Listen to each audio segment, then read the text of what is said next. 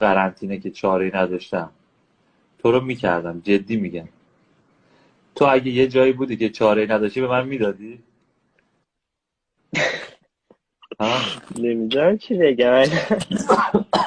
من میگم اگه یه جایی بودیم که چاره‌ای نداشتم به من میدادی یا نه؟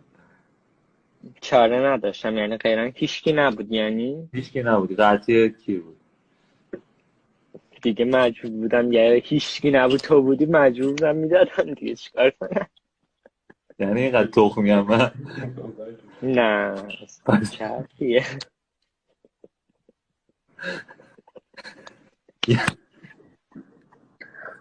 شرف ما رو پرپر کرد.